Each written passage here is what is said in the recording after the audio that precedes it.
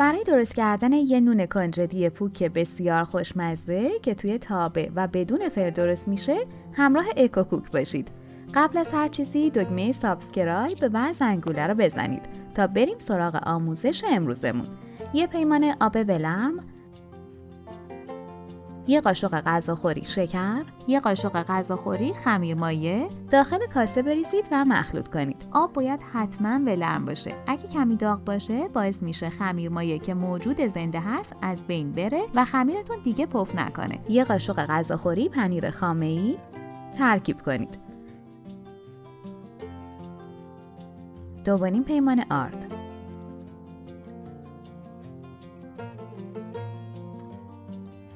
نصف قاشق چایخوری نمک. با دست مخلوط کنید و حدود 10 دقیقه ورز بدید تا خمیر نرم و یک دستی داشته باشید.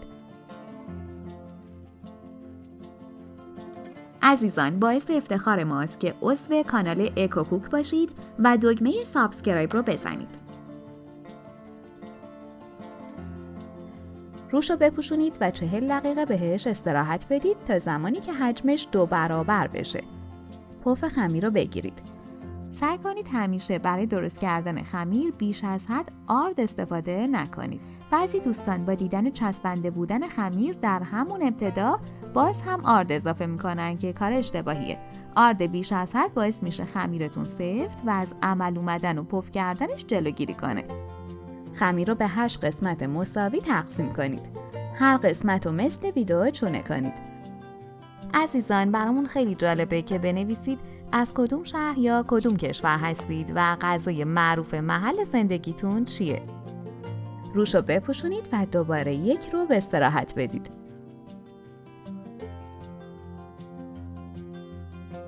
هر چونه رو داخل شیر گرم و سپس داخل کنجد برشته بزنید.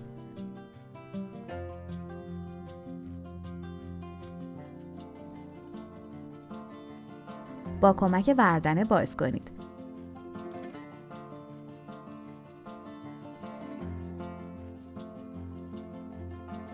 برای اینکه خمیر به وردنه نچسبه بهش کنجد بیشتری بزنید.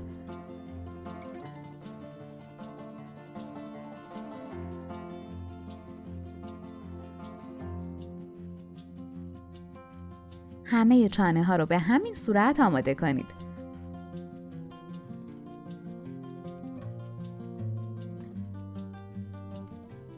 با کاتر یا چاقو از وسط نصفشون کنید.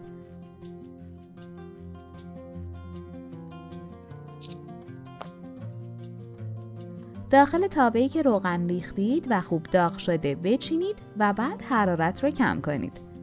وقتی یه سمتش برشته و طلایی شد برگردونید تا سمت دیگه هم خوب طلایی بشه.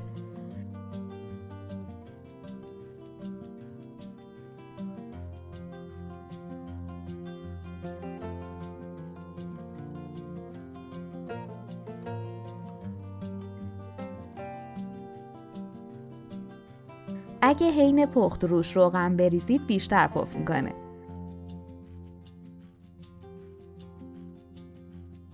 بفرمایید، نونای کنجدی برشته و پوکمون بدون فر و به سادگی آماده شدن. این نونا جذب روغن خیلی کمی دارن. واقعا که خیلی خوش طعمه. حتما امتحان کنید. نوش جان. ممنون از وقتی که گذاشتید و این آموزش رو تماشا کردید.